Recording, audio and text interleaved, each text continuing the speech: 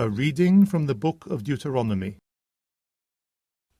Leaving the plains of Moab, Moses went up Mount Nebo, the peak of Pisgah opposite Jericho, and the Lord showed him the whole land, Gilead as far as Dan, all Naphtali, the land of Ephraim and Manasseh, all the land of Judah as far as the western sea, the Negeb, and the stretch of the valley of Jericho, city of palm trees, as far as Zoar.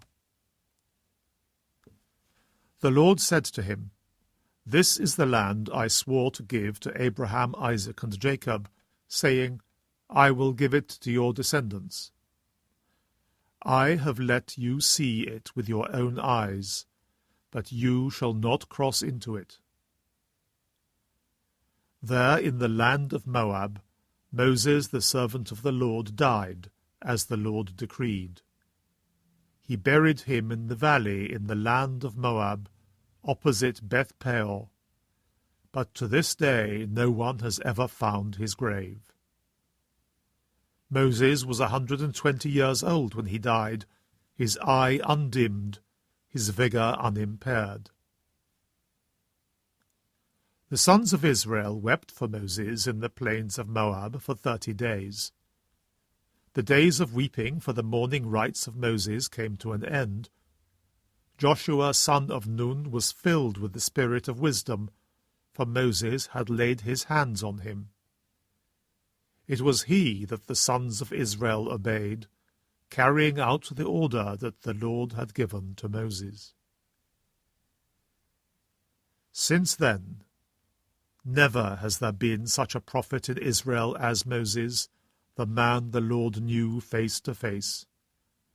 What signs and wonders the Lord caused him to perform in the land of Egypt against Pharaoh and all his servants and his whole land.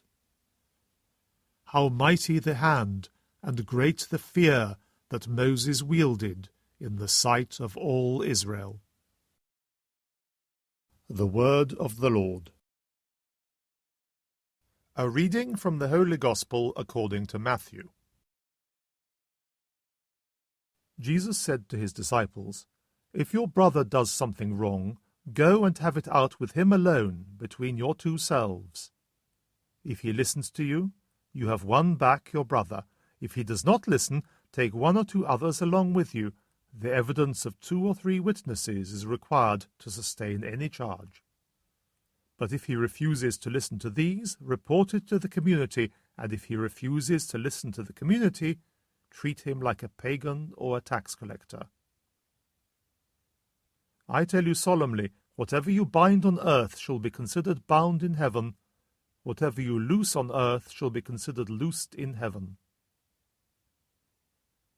I tell you solemnly once again, if 2 of you on earth agree to ask anything at all, it will be granted to you by my Father in heaven. For where 2 or 3 meet in my name, I shall be there with them." The Gospel of the Lord.